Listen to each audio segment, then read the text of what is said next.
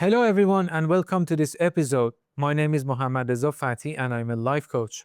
What we do in life echoes in eternity.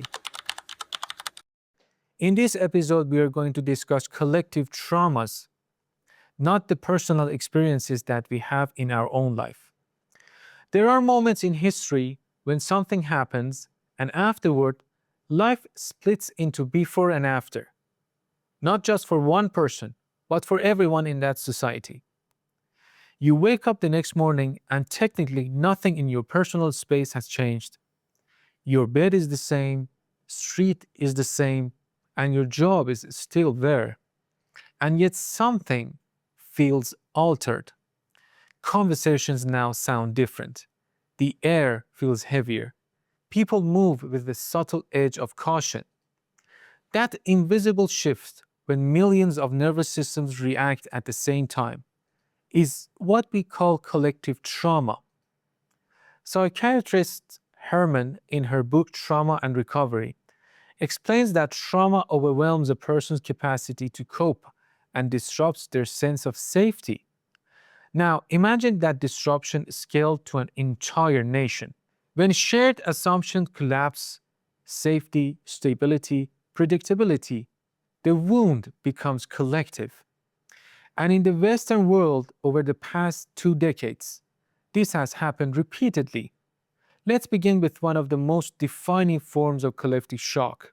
When violence erupts in a public space, a terrorist attack, a mass shooting, an act of extremism, something deeper than fear is activated. For many Americans, September 11th permanently altered the psychological baseline of safety. For Canadians and Australians, public acts of violence shattered the belief that this doesn't happen here. Even people thousands of miles away absorbed the shock through repeated footage of non-stop news cycles. And this matters more than we admit. The nervous system does not distinguish well between direct exposure and repeated visual immersion. Watching the same violent clip again and again quietly trains the mind to remain alert. Public spaces begin to feel charged. Airports feel different. Schools look fragile. This is why parents become hyper alert and strangers are assessed more quickly. Over time, vigilance turns into exhaustion. Social trusts erode. But fear does not dissolve through reassurance. It dissolved through lived evidence of safety. After a public shooting in a mid-sized American city, attendance at community events collapsed. Families avoided parks. Faith gatherings shrank. Instead of pushing motivational slogans, one neighborhood group did something practical. They reopened the park slowly, weekly gatherings, visible but calm security, police officers present not as enforcers, but as neighbors, music, food, children running. At first, people stayed near the edges. Then they stayed longer. At the same time, local schools quietly trained teachers on how to speak to children about rare but frightening events, without dramatizing them, without pretending nothing has happened. Parents were encouraged to limit repetitive exposure to violent footage at home, to answer questions honestly, and to return to normal routines. Because predictability builds safety. The nervous system requires repetition of normacy, and over months, the parks felt like park again.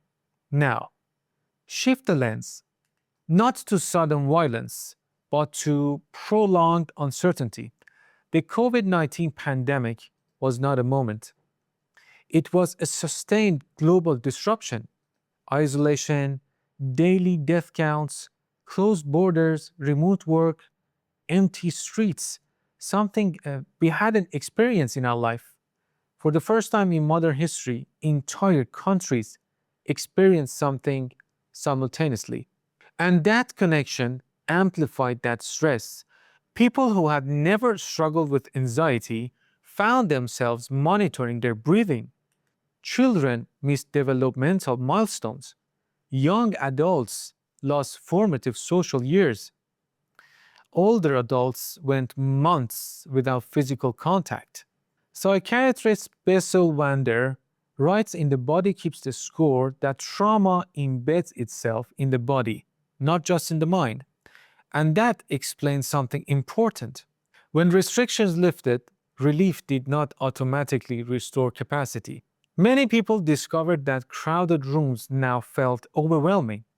A professional in Toronto who once thrived at conferences found herself drained after 20 minutes in a networking event. Instead of forcing full reintegration, she rebuilt tolerance deliberately. One coffee meeting, then a small lunch, then an event, with permission to leave early. She reduced late night doom scrolling, reintroduced daily walks, and reestablished fixed sleep times. Her workplace adjusted too, offering hybrid schedules instead of abrupt full returns. Community centers reopened in smaller formats before scaling up because social stamina, like muscle, rebuilds gradually. But uncertainty does not only arrive through illness, sometimes it arrives through numbers. When the '08 financial crisis hit the United States, retirement accounts shrank overnight, housing markets collapsed, layoffs spread. Even those who kept their jobs felt something fracture. The illusion of safety and permanence. Scarcity thinking expanded quietly. People postponed marriages, delayed children, avoided conversations about money, and they began to feel unsafe. Economic trauma is particularly dangerous because identity in many Western societies is tightly linked to productivity and upward mobility. When finances crack, so does the self worth. In one American town, 6 families responded differently. They formed a monthly circle, not for investment advice, but for transparency. They opened spreadsheets together, shared debt numbers out loud, spoke about fear without fear. One family lost a home, another carried credit card debt, a third feared layoffs. What shifted wasn't the market, it was isolation. Shame weakens when exposed to daylights. At the same time, local nonprofits offered free financial literacy workshops. Schools began integrating basic money education. That's how a society responded to financial problems. And then there are traumas that return seasonally: wildfires in Australia, hurricanes in the United States, and flooding in parts of Canada. Climate related disasters introduce something new: anticipation. Each season carries dread. Weather alerts trigger adrenaline. Even those never directly displaced monitor maps obsessively. Over time, stability feels temporary. One Australian town responded to devastating wildfires not only with rebuilding infrastructure, but with ritual. They created an annual Resilience Day, not to celebrate loss, but to mark survival.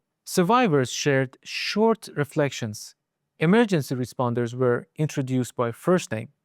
New residents were welcomed publicly. Workshops began to prepare people. They offered alongside with music and food. Families were taught about practical readiness, evacuation plans, emergency kits, framed not as fear, but as competence. Agency reduces anxiety. Prepared communities sleep better than helpless ones. That ritual built that narrative. Instead of "we are victims of fire," the story became "we are a town that survives anything, including fire." When we zoom out, patterns become visible. Collective trauma narrows time horizons. It increases survival thinking. It reduces trust. But recovery follows a pattern too: acknowledgement without amplification, gradual exposure to normalcy, local connection stronger than abstract outrage, regulated media consumptions, meaning constructed, not passively, but deliberately. The world may not return to what it was before, but societies do not need to return. When millions feel something simultaneously, invisible threats become visible. The same thing that happened to you happened to me. So now we face it together. And resistance and resilience, when practiced together, multiplies. What we do in life echoes in eternity.